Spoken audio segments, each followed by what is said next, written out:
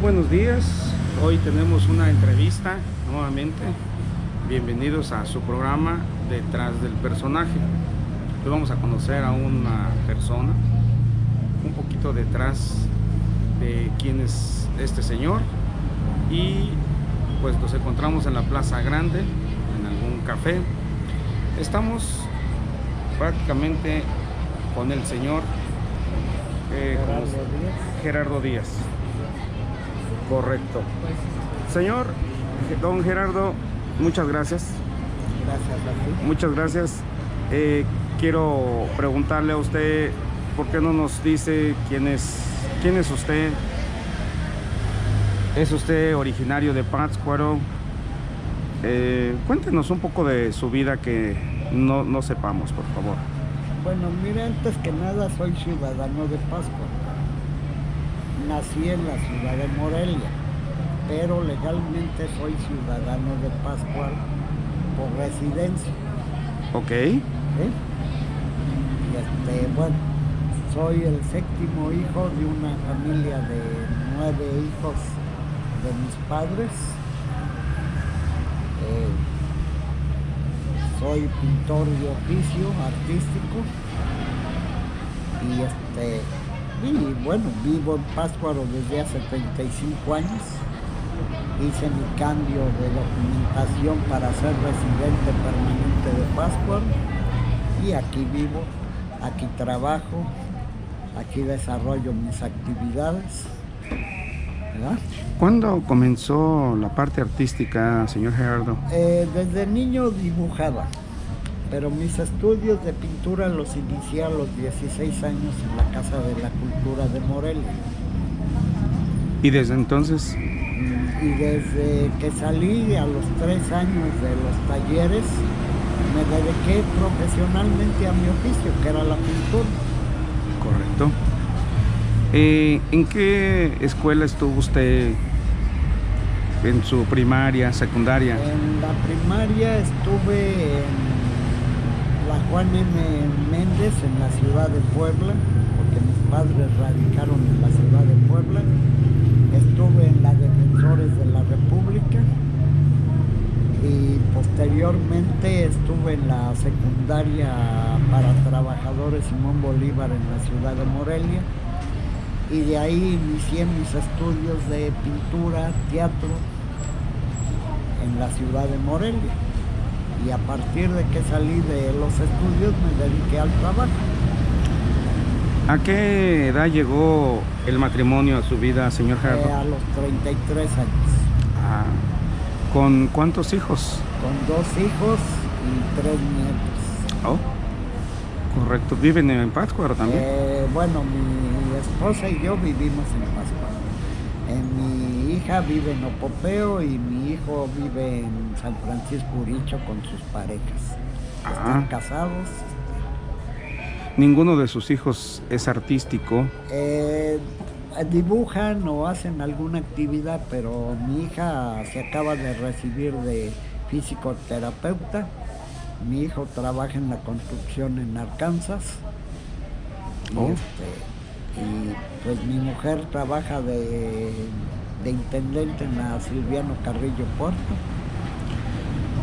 ¿Cuántos estados de la República ha visitado usted? Más o menos la mitad del país. Okay. Faltan conocer los estados del norte. Sí. Pero ya es difícil a veces viajar y hacer otras cosas. ¿Ha salido del país de México? Fui a Francia en una ocasión a una pequeña exposición de 10 días. ¿Qué experiencia tuvo? Buena. Y pues que el mundo no es como nos lo cuentan muchas veces. Francia es como cualquier país con su riqueza cultural, su historia, sus problemas, porque también hay racistas y otras cosas. No es pareja la población en todos los países, ¿verdad? Sí, correcto. Pero digo, es un país que además México tiene cierta influencia con ese país. Si hablamos de la época de Porfirio Díaz, él trajo arquitectos tanto italianos como franceses para hacer ciertas construcciones en el país. Entonces, nuestra relación con Francia ha sido cultural, pero también de invasión con la época de Maximiliano. Se ve que le apasiona la historia, señor Gerardo. Bueno, la historia es un referente que no solo es personal, tiene que ver con conocer a tu país, su legado cultural, su desarrollo económico, su potencial social y sus problemas sociales, porque cada etapa de nuestra historia tiene ciertas derivaciones con respecto a las sociedades. Nos encontramos aquí nuevamente, regresamos a la charla que estamos con el señor Gerardo, aquí en la Plaza Grande, en un café, y tenemos esta charla amena. Señor Gerardo, nos habíamos quedado sobre la inclinación política. Sabemos o tenemos entendido que usted, a través de la lectura y de que le gusta la historia, pues con el tiempo termina uno convirtiéndose en un filósofo. Eso, no, simplemente una gente que razona y piensa. Ok. ¿Qué inclinación tiene usted políticamente, señor Gerardo? Yo soy gente de izquierda desde los 14 años. Desde los 14 años. Milité originalmente en el Partido Obrero Socialista. Sí, correcto. Posteriormente en el PRD. Y actualmente no milito en ningún partido. No milita en ningún partido. No milito en ningún partido. Pese a que la izquierda ha triunfado desde hace 6 años. No podemos hablar de un triunfo así. Porque, a ver, la izquierda, cuando es real, transforma por principio de cuentas, transforma la Constitución para poner al servicio de una idea política las leyes. En este caso, en México no se ha dado una constitución de izquierda. Pero ¿Sí? hasta la fecha hay una reforma constitucional. Sí, no sé si a eso se refiere. Las reformas no son cambios de constitución que modifican las condiciones económicas y sociales de la gente. Ok. El asunto, te voy a poner un antecedente. Nuestro sistema es un sistema mixto desde la época de Lázaro Cárdenas del Río, que a Francia le dan ese término como creadores del sistema mixto, y es una mentira. México fue el primer sistema mixto que aglutinó tendencias de izquierda y de derecha desde la época de la Revolución y posteriormente en la práctica con Lázaro Cárdenas del Río. Correcto. ¿Sí? Entonces nosotros somos un sistema mixto que coexiste la derecha y la izquierda en el poder con medidas de ambos sistemas. Hoy, si hablamos del señor Obrador, él siguió con ese sistema más moderado, en el sentido de ser un sistema mixto, porque no se combatió monopolios, no se combatió latifundios, no se combatió nada, entonces no llegó a una izquierda real. No le alcanzaría el tiempo. No hizo expropiaciones para beneficio social. Entonces, pero mejoró un poco la situación de la gente por tener las condiciones del sistema mixto a través de programas que incluso en el discurso no son tan correctas a veces los decires, porque por ejemplo se decía que la pensión del adulto mayor no se puede quitar en la Constitución, y todos los mexicanos entendemos que cuando llega un gobernante y hace una propuesta de modificación constitucional se puede quitar. Y te pongo en antecedentes que cuando quitaron las pensiones de las empresas y pasaron a fondo de ahorro, a fondo, ¿cómo le llaman? A fondo de retiro. Cuando quitan las pensiones y los derechos de los trabajadores, ahí tenemos un antecedente claro que la Constitución es modificable en cualquier momento, se puede quitar cualquier cosa. ¿Sí? ¿Usted? Ahora, sí, adelante. El asunto de los mexicanos es que no sabemos trabajar con las leyes, incluso para impugnar leyes malas, como el asunto de la reelección. Que nuestro país tiene claros antecedentes de dictaduras por el asunto de la reelección. Y que hoy esperemos que se quite ese artículo de la Constitución. ¿Cuál artículo en particular? El de la reelección de los funcionarios públicos. Está en proceso hasta donde yo tengo entendido. No está de acuerdo. Que se quite de la Constitución, no se puedan reelegir, porque eso genera dictaduras en un país, y lo tenemos históricamente comprobado en México durante todo el siglo XIX. ¿Usted no está de acuerdo en la reelección? No, porque creo que la función pública es un servicio, no un trabajo. Es correcto. ¿Sí? Y debe estar al servicio del pueblo y no para enriquecer a ciertos élites de poder. Hasta donde tengo entendido, la reelección es lo que hace, enriquecer a una élite de poder. La presidenta recién electa, Claudia Sheinbaum, está trabajando en la cancelación de reelección y gradualmente va comenzando en el sentido de que no solamente los presidentes municipales tengan solamente un periodo, sino en todas partes.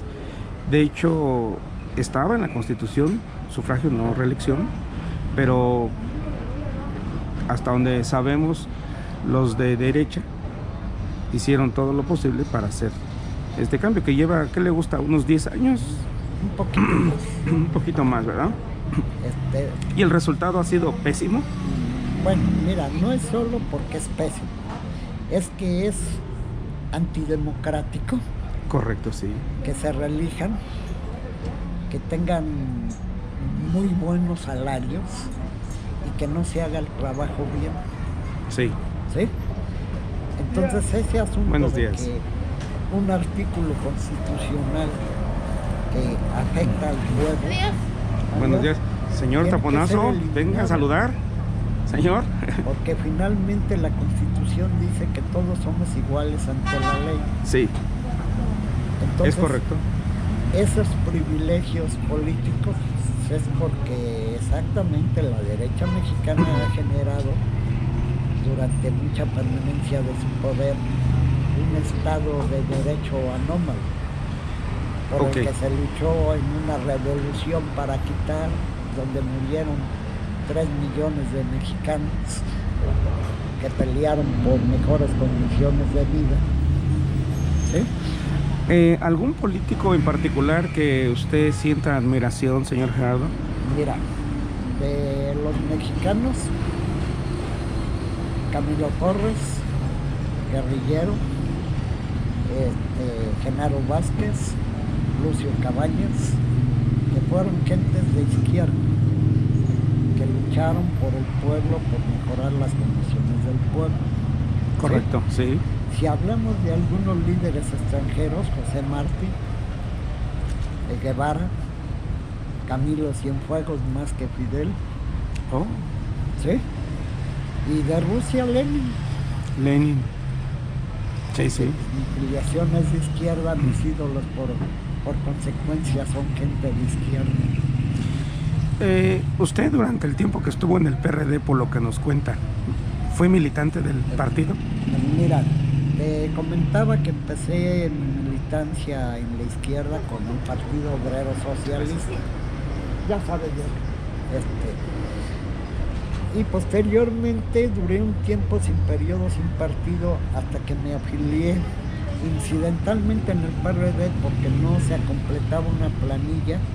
Me invitaron a participar en una precampaña para regidor, la cual no se dio, pero bueno. Y me afilié al PRD porque, aunque un partido moderado de izquierda, se estaba peleando por una lucha por una democracia pasiva, por un cambio pasivo, pero con el tiempo el PRD se vuelve antidemocrático, y aquí, con mucho perdón de los personajes, El PRD nada más tuvo 2 candidatos presidenciales cuando se hablaba de democracia. Y te estoy hablando de el presidente saliente y Cuauhtémoc Cárdenas. Durante los 30 años ellos se pelearon las candidaturas a la presidencia sin permitir mayor proceso de democracia. ¿Usted cree que en 1988, cuando participó Cuauhtémoc Cárdenas, tuvo un arreglo con Salinas de Gortari en aquel entonces? Él lo dijo claramente, lo dijo cuando se dieron los resultados de la presidencia y que ciertos sectores sociales le dijeron que se tomara el poder. Él dijo que no. Dijo que no, que así estaba bien. ¿Usted Entonces, qué piensa? Mira, yo creo que las revoluciones armadas, cuando hay una dictadura muy pesada, es válida. Los de derecha nos quitaron el derecho de hacer la revolución en el artículo 139 de nuestra Constitución. Hoy ya no figura que podemos hacer una revolución. Ahora, ese es el extremo, como lo decían los Flores Magón, Sí. de que si después de los intentos pacíficos por transformar un país, el gobierno no cede para los cambios, solo te queda la lucha armada. Como última Como opción. último recurso. Correcto. Ahora, como nuestro país ha evolucionado a niveles de desarrollo, en el sentido de generar cambios por la vía democrática y pacífica, pues entonces vamos avanzando con más lentitud, pero vamos avanzando. Sí, pues.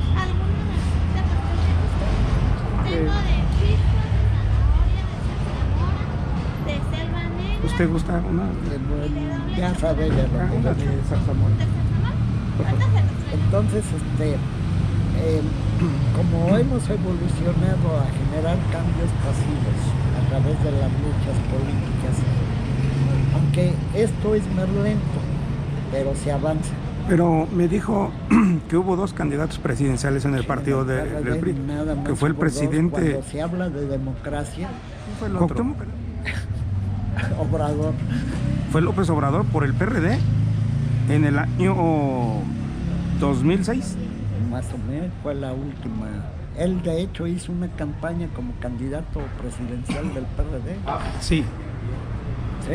correcto. Y ya de allí el partido de alguna manera Sí, ya vino a fue la declive y hasta la Sí, fecha ya ve pero que... aquí el asunto de ellos dos es el asunto de que cuando se habla de democracia, pero en las cúpulas se pelea el poder, entonces existen muy pocos candidatos, porque se está rompiendo el concepto democrático sí, correcto. de elegir entre los miembros de un partido quién puede ser. Pero si tú tienes 2 elementos o 3 que durante toda la vida partidaria se pelean el máximo cargo, se está rompiendo el equilibrio de la democracia con las bases sociales. Señor Gerardo, con el conocimiento que usted tiene en política, ¿nunca le interesó formar parte de la estructura de algún partido en la que lo pudiera haber llevado a alguna candidatura de Mira, interés? yo he sido funcionario público, ¿Ah, sí? y no por política, sino por capacidad. Ok, correcto. O sea, yo fui delegado de Bellas Artes en Zapotitlán, Jalisco, Muy bien. por contrato, no por política, no por puesto político. Fui restaurador para CEDUE. ¿Para qué, perdón? Contrato para la CEDUE Ah, ya. y por contrato. El cargo público tú tienes que analizar 2 cosas en lo personal, lo moral y tu capacidad. Si te van a dar un cargo en el que tú sabes que no desarrollas, es decir, no. Que no tiene las aptitudes para desempeñarlo. O el conocimiento o las ganas de aprender. También, sí. ¿Sí? Si Pero, tú tienes señor- ganas de aprender y quieres hacer el trabajo bien, puedes aceptar. ¿Sí? Pero señor Gerardo, en la política es muy frecuente que gente que esté al frente, servidores públicos, y a través del tiempo nos damos cuenta que no tienen ni las aptitudes ni las capacidades, y que sin embargo están allí por confianza, porque No, promesa, por compromisos políticos. Es correcto. A ver, en algunos sectores de política se hablan de los perfiles, pero vamos a entender que los perfiles se anulan cuando entra el compadrazgo político. Entonces, si tú pones un ingeniero en un cargo de salud, pues para empezar ni siquiera tiene el perfil profesional. Correcto, sí. ¿Sí? Y entonces así en cada... Pero si lo pones por compromiso político, pues tú como jefe político de una entidad o de un municipio, te avientas la posibilidad de que las cosas no salgan bien o que no se desarrolle el trabajo adecuadamente. Actualmente no milita en ningún partido y no le interesa. Mira, considero que los partidos de México todavía les falta madurez de entender lo que es la democracia partidista. Generalmente los candidatos están saliendo por elección de cúpulas, no por la democracia interna de sus partidos, de que sus miembros decidan en cada región sus candidatos.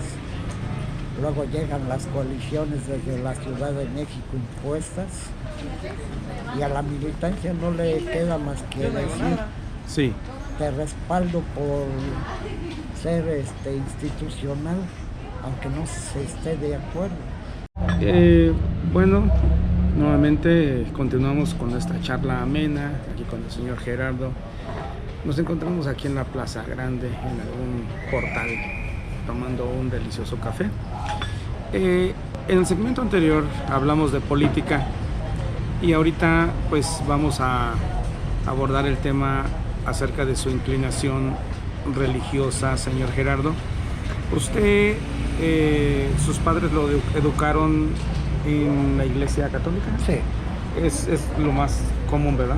Sí, de hecho, mis ritos hasta el matrimonio son por la Iglesia Católica. Ah, correcto. Y por el civil, por la parte civil del asunto. ¿Usted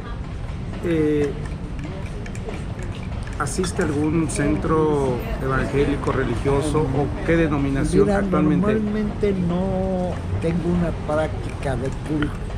Oh, okay. Soy creyente, practico muchos de los principios del catolicismo, pero no tengo una regularidad porque a veces mis actividades y otras cosas, ¿sí? Pero y le dedico a Dios lo que necesito que dedicar, ¿sí? Pero realmente no practico como la normalidad de la gente. Conozco bien mi iglesia, conozco su historia, ¿sí? sus luces y sus sombras, Pues, como todos. mira, considero que toda organización requiere de edificios, requiere de dinero para su sostenimiento, ¿sí? La Iglesia Católica en ese sentido no es una excepción. Pero hablando del lado espiritual, pues yo creo que lleva una línea, hace concilios para las reformas que se necesitan para cada tiempo histórico. Sí, correcto. ¿Sí? Y que se modifican ciertas leyes para la feligresía como para los curas. Y actualmente usted es respetuoso de todas maneras de todas las congregaciones. Tenemos una ley de cultos. Sí, es correcto. Ahora, yo considero que lo que prevalece en México es el cristianismo en diferentes variantes, en diferentes denominaciones y con el entendido de ciertas interpretaciones, ¿sí? Pero de hecho el cristianismo actual no es como el cristianismo antiguo. Nosotros no vivimos en comunidad, como decía Cristo, muchas cosas. Entonces, si quisiéramos ver errores, a cualquier iglesia le vamos a ver errores. Pero no, la religión no se trata de ver errores, se trata de superar a la persona emocional, espiritual y moralmente elevarla. Correcto. ¿Sí? Entonces, la religión que practique cada gente es muy respetable si lo hace gente de bien, gente respetuosa, y entonces es válido. Con este conocimiento que tiene usted adquirido, ¿qué piensa acerca de la muerte, señor Gerardo? La muerte es una circunstancia biológica. Si lo revisamos bíblicamente, es un castigo. ¿Es un castigo?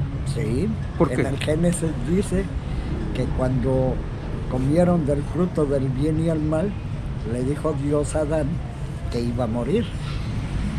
Entonces prácticamente Adán fue creado inmortal, pero cuando cometen el pecado original, Dios les dice que van a morir. Pero ¿qué piensa Entonces usted? es prácticamente un castigo, pero también parte de un proceso natural. ¿Qué cuerpo aguanta 1000, 2000 años? ¿Qué piensa Hablando de usted la materia. acerca de las personas que se rehúsan no solamente al paso del tiempo, a la vejez, sino que quisieran ser inmortales? A través de la historia se han encontrado personajes en la que han tratado de hacer lo posible para no morir. Bueno, yo creo que es una aspiración hasta cierto punto de vanidad. Yo creo que todo ser humano cumple un ciclo y un aprendizaje de vida. Rectifica errores o comete errores, pero no solo venimos a vivir, a procrearnos, a traer almas a este mundo, venimos también a elevarnos como seres humanos, a quitarnos el instinto animal y volvernos verdaderamente hombres o mujeres, ¿sí? Correcto. Con una visión más amplia. Y la muerte no debe dar temor, es un paso. Hay gente que incluso tiene el culto a la muerte, pues muy respetable en su idea, si le funciona. Y a mí yo considero que después de una vida plena, el morirse no significa nada, en lo absoluto. Correcto, sí. Porque te mueres pleno de haber hecho lo que querías, de estar satisfecho con lo que fuiste.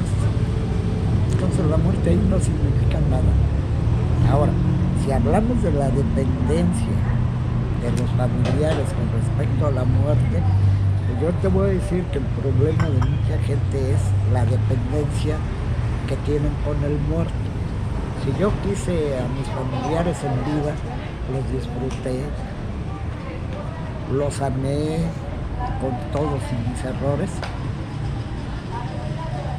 ahí se da el ciclo pleno, ¿sí?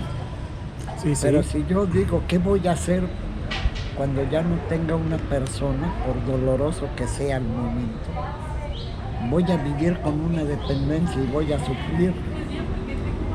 Entonces, yo no soy de la idea del sufrimiento, soy de la idea de que todo incluso tiene remedio.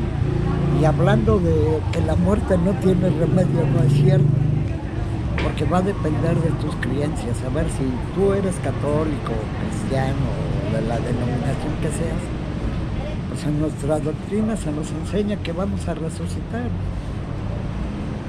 ¿no? Pues, Sí. de acuerdo a nuestras obras, posibilidades. Entonces, ¿cuál es el problema con la muerte? Si tú crees en la resurrección y si crees en la parte espiritual que se te enseña, entonces para mí la muerte no es un paso. Señor Gerardo, hemos hablado un poco de cómo empezó usted como artista, pintor, cómo llegó usted a tener una inclinación política y su opinión, y ahora de la religión. Usted aquí en Pátzcuaro se ha establecido desde hace muchos años. Ya prácticamente usted aquí está a gusto en esta ciudad de Pátzcuaro. ¿No tiene pensado moverse, irse a algún otro lugar? A ver, mira, mi abuelo materno tenía un dicho El hombre no es de donde nace, sino de donde come. ¿Sí? Bajo esa premisa, si yo llevo 35 o 36 años viviendo en Pátzcuaro, ¿dónde he comido? Pero bajo otra circunstancia, cuando yo llegué a Pátzcuaro, tuve que entender costumbres, modos para poderlas respetar. No imponer mi criterio de que porque venía de fuera, venía de otro modelo, iba a hacer lo que yo quería hacer. Tenía que entender las costumbres de la gente de aquí para poderme llevar bien con la gente. ¿Sí? Correcto. No criticarles si algo no me parecía. ¿Sí? Porque es parte de la premisa de que si vas a vivir en un lado, acepta lo que estás viviendo y acepta a la gente con su modo de ser por el hecho de que es su modo de ser, su cultura, sus costumbres. Sí. Yo viví en ciudades grandes, incluso en la Ciudad de México, y las costumbres son diferentes. Así es. Entonces hay que observar y respetar. Actualmente, ¿qué está haciendo usted, señor Gerardo? Mira, me dedico un poco a desahogar mi biblioteca porque tenía muchos libros. Ajá. Para que alguien use los libros, porque yo no voy a leer tanto y no voy a releer mucho de lo que tengo. Sigo pintando. Me dedico un poco al comercio. Tengo ciertos horarios y así, ¿no? Para cada actividad. Es decir, entre la semana, usted aquí en la Plaza Grande, ¿se pone en algún punto específico? Sí, aquí en el Café Balcón. Vendo Correcto. mis libros. En la tarde me voy a mi casa ya sea a pintar o a leer o a hacer otra actividad. Lo hemos visto que también tiene un espacio en los domingos en el Tianguis de la Popular. Bueno, mira, tengo un espacio en el Tianguis de la Colonia Loma Bonita que lo hacemos los sábados. Los sábados. Los sábados. Ahí vendo cosas de segunda y algunos productos nuevos que me ayudan con mi economía y la economía familiar, ¿verdad? Entonces digo, como a veces el arte no es tan rentable si no viajas o no te estás promoviendo, pues tienes que tener otro soporte para amortizar lo que son los gastos de familia y todo eso. Correcto. Entonces tengo varias actividades para resolver ese tipo de problemática. Señor Gerardo, con todo respeto, ¿qué edad tiene usted? 65 años. 65 años. A esta edad, ¿qué cree que le haga falta por hacer en la vida, señor Gerardo? Nada, más que seguir viviendo con plenitud. Con plenitud. He realizado muchas cosas en mi vida. ¿Ha quedado satisfecho de la vida?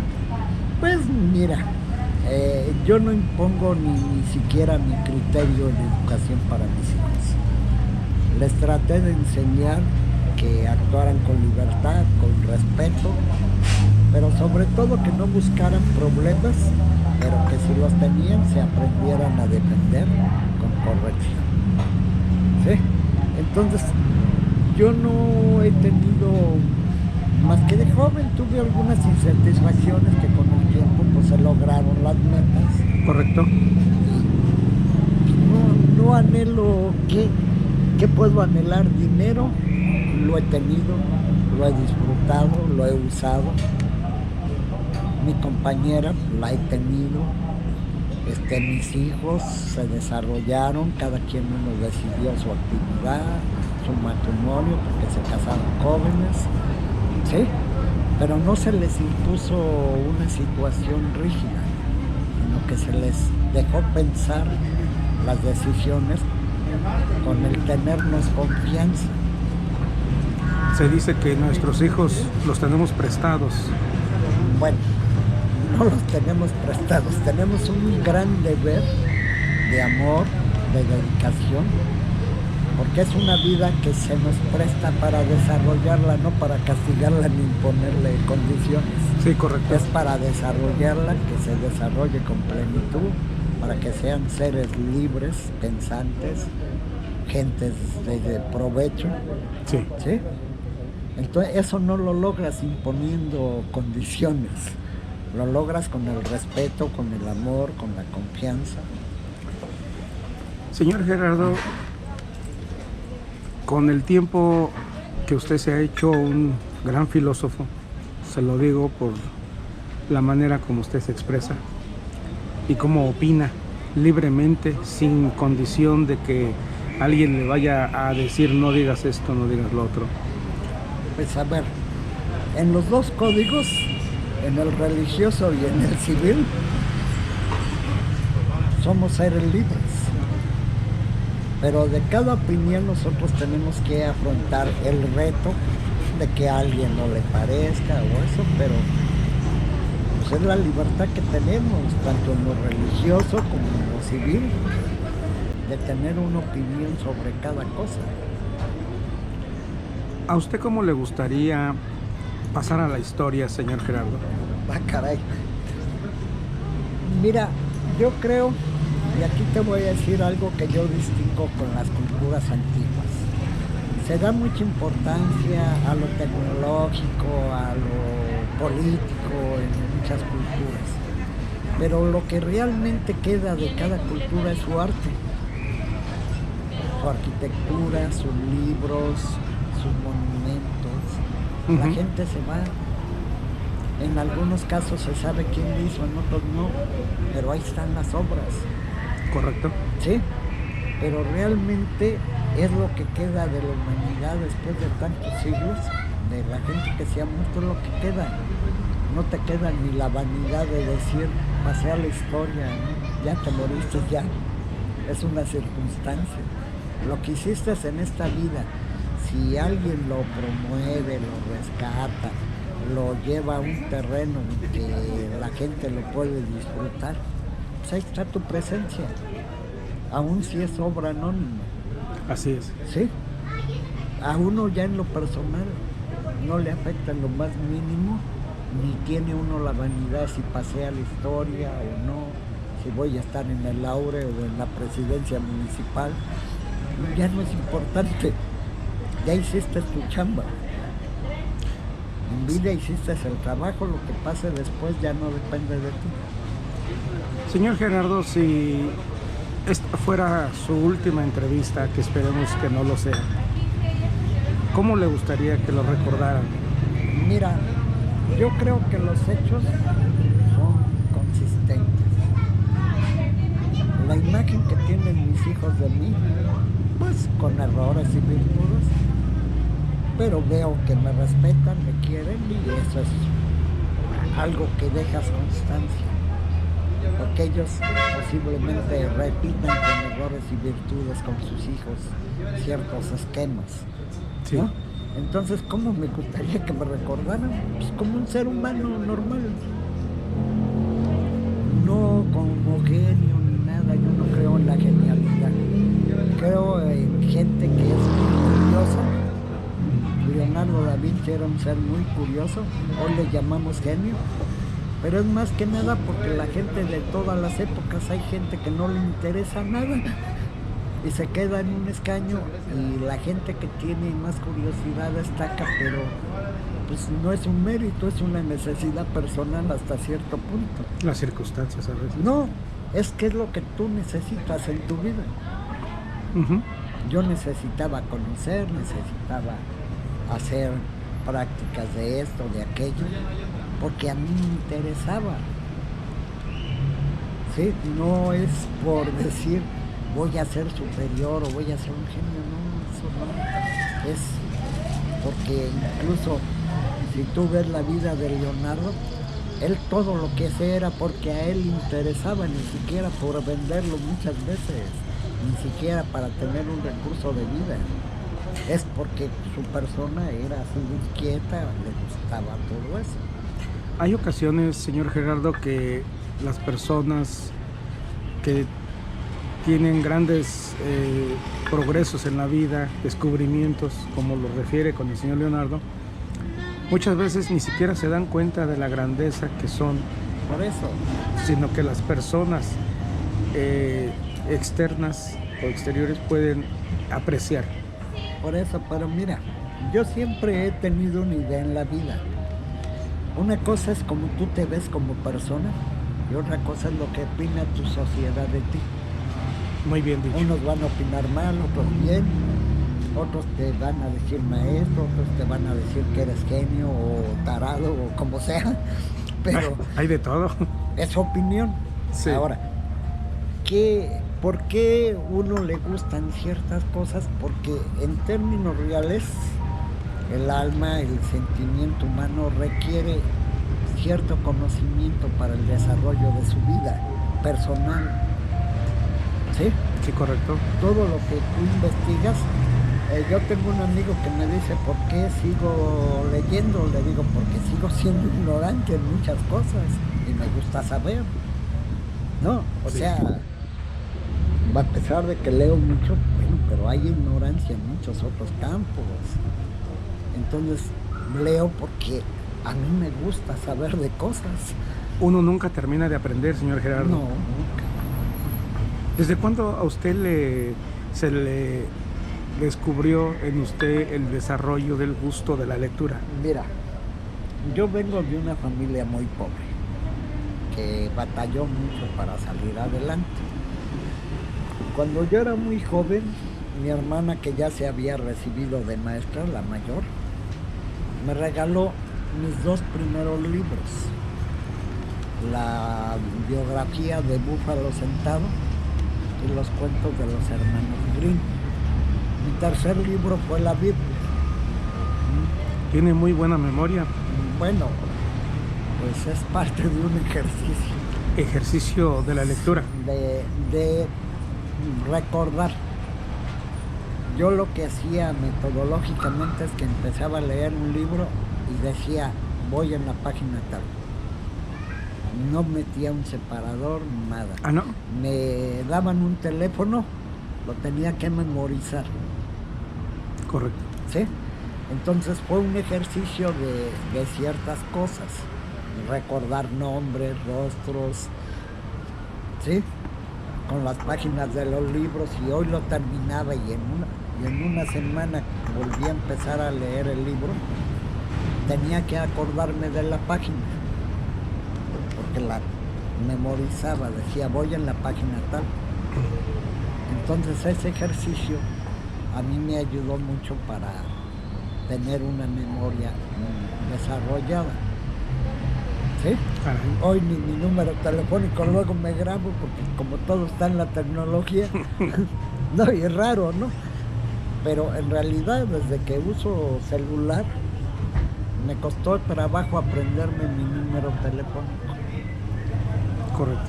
Primero porque no lo uso para darlo tanto, y segundo porque se confía uno, ahí lo tengo. ¿Sí? Sí. Pero ya ni los demás teléfonos me llegué a aprender porque pues ahí los tienes. La tecnología ha Pero, venido. Bueno, te diré que me estropeó un poquito un cierto tiempo, Sí. porque me tocó aprender computadora para enseñarles a mis hijos. Correcto. La tecnología no es mala, es nada más el uso que es. Sí, sí. Pero digo, tienes que aprender porque cada tiempo tiene su modelo. Hoy, por ejemplo, en cualquier oficina tú no hallas una máquina de escribir. Son Salvo en los computadoras. juzgados, que a veces se Ya, ocupa. porque pues, no tengan fondos, pero en la mayoría de oficinas, tanto gubernamentales como particulares, es una computadora. Entonces, tecnológicamente hay un avance que Sí. es útil, que es... Hoy puedes hacer pagos desde tu casa al banco, a cosas así, sin problema. Que te ahorra hacer filas, muchas cosas. Entonces, la tecnología tiene bastantes ventajas bien. Señor Gerardo, nosotros a través del tiempo hemos visto muchos cambios en la vida, pero en el caso de usted ha sido testigo de cambios históricos y sobre todo modernos, que si bien es cierto, tratan de que sea mejor para la sociedad, pero hay algunas cosas que de alguna manera se han quitado cosas y las han reemplazado la nueva tecnología. Bueno, mira, hay cambios que son buenos y cambios que no son tan buenos. Pero las decisiones, quien las tome para esos cambios, tienen que obedecer a un criterio con amplitud de conocimiento, de desarrollo. ¿Sí? Mira, Pátzcuaro es una ciudad que prácticamente, si tú le quitas los carros y cables y todo, ves una ciudad de la colonia. No tiene muchos cambios trascendentales, aunque hay otros que los tienen. Pero es una ciudad antigua que tiene un modelo que es el colonial en su zona centro. Pero por ejemplo, donde hay cambios en la ciudad más fuertes son en las colonias, en la periferia, que ya son casas de otro estilo. Pero ¿qué es arquitectura funcional? Lo que se llama arquitectura funcional. Sí, correcto. ¿Verdad? Necesaria porque las ciudades crecen. Pero no hay edificios altos en la periferia, porque a veces en ciertas ciudades hay cierta cerrazón de mantener un estándar que no se puede aplicar en ciertas zonas y que incluso no está prohibido hacerlo en ciertas zonas. Como por ¿Sí? ejemplo no poner semáforos en Mira, el los centro. semáforos son necesarios porque si no hay una cultura vial, y aquí es muy notorio que se paran en segunda fila, se hacen caos. Entonces, los semáforos son necesarios, pero si tú crees que afecta a la estructura colonial, como se viene diciendo, no es cierto. Te genera un orden, te genera un desarrollo con el tránsito, que es necesario, porque de repente el peatón pues, tiene que esperarse a que pasen los carros, porque no hay un semáforo que haga la otra línea y el peatón pueda pasar correctamente en un espacio de tiempo. Así es. Te tienes que cruzar a como puedas, porque incluso no respetan el uno por uno. Sí, Si tú sí, ves sí. aquí, y aquí en la zona de Benito Mendoza, y aquí, tú ves que pasan 3 carros, mientras unos están parados ahí, porque Ok. no se está respetando ni el uno por uno.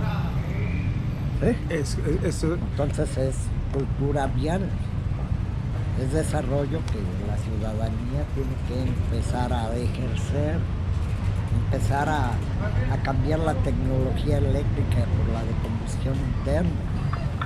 Por ejemplo, ahora tenemos exceso de carros en Pátzcuaro y no se restringe para que aligerar la circulación, ya que no se quieran poner semáforos. ¿Sí? Es correcto, sí. Esto reduce mucho el arroyo vehicular, esta forma de estacionarse. Te hace más caos esta posición de estacionarse. ¿Sí? Y porque además te estacionas, tienes que salir en reversa, y si no alcanzas a notar el carro que viene y este no se fija, te puede pegar, porque tienes un tramo en que no ves hacia atrás. Pero son decisiones que se toman por conveniencia de que haya estacionamiento para más carros y así, pero pues ya son decisiones que no dependen de uno. Estamos ya en el epílogo de la entrevista, en la cual pues, le agradezco muchísimo aquí al señor Gerardo por la entrevista que nos otorgó. Señor Gerardo, antes de concluir con esta entrevista, me gustaría si usted quisiera decir algo, algún mensaje a la juventud, a la sociedad, o a quien usted considere. ¿Algo más que quisiera agregar a esta entrevista, señor Gerardo? Bueno, mira, eso es muy amplio, pero en cierta manera a la sociedad mexicana, los que vivimos en México, que quieran a su país, que lo conozcan, que antes de ir al extranjero entiendan que es su país, las oportunidades que ofrece, tipo de desarrollo que se puede tener y que luchen porque este país mejore en muchos sentidos para todos, no solo para ellos mismos. A los jóvenes que estudien, aunque vayan a ser obreros, la preparación es muy importante para el desarrollo de la vida, porque la ignorancia permite la explotación, permite muchas cosas. El conocimiento evita eso. Y una gente por obrera que sea un barrendero, sea con un trabajo digno de cualquier índole, por humilde que parezca, pero si tiene una preparación cultural, tiene otro nivel de relación social con la gente, con las personas, consigo mismo. Porque no es malo ningún trabajo, lo malo es que si lo hago por necesidad, y aquí va una reflexión, yo no trabajo por necesidad, trabajo para cubrir mi necesidad. Si a mí me contratan por un salario mínimo, no me contrato porque eso no cubre mi necesidad. Porque el dicho está mal dicho, trabajo por necesidad. No, trabajo para que me alcance a cubrir mi necesidad. Esa es una premisa que tenemos que tener los mexicanos. Correcto. Entonces, pues eso es lo que te puedo decir en cuanto a ciertas cosas, ¿no? Para despedirme. Pues que la gente le eche ganas, ame a su país, antes de irse a trabajar al extranjero, que trabaje en su país para que crezca, para que sea un país fuerte, con oportunidades para todos, que se desarrolle tecnología en el país, que se genere más empleo a nuestros gobernantes, es lo que se debe pedir, más que subsidios, más que programas sociales, es que se desarrolle el trabajo digno, que solo tengamos un salario universal en cuanto al país, porque tenemos dos salarios, el A y el B, y a mí me parece que es una violación a la Constitución que dice que todos somos iguales ante la ley, y ahí no lo vemos reflejado, el asunto constitucional de eso, porque no es justo que en la zona A se gane más en la zona B. Y sin mencionar a los magistrados que ganan más que el presidente de la República. Independientemente de eso, a ver, yo pienso que los trabajos de responsabilidad se deben pagar bien por la responsabilidad que tienen, pero el asunto de la moral de cada funcionario depende de cada funcionario. Porque te voy a poner un ejemplo que es muy claro. Si roba un pobre o roba un rico, ¿qué diferencia hay? Ninguna. Ninguna. Es un delito. Tiene que ver con la moral de cada individuo. Correcto. ¿Sí? Entonces ahí no es lo que tú seas, es tu moral. Entonces a partir de esa premisa, si un funcionario tiene buena moral, va a ser un buen funcionario. Mira, yo estoy en lo que se llama tercera edad. Tercera edad. Cada etapa de mi vida fue plena en cuanto a que hubo problemas, sí, los hubo, se solucionaron,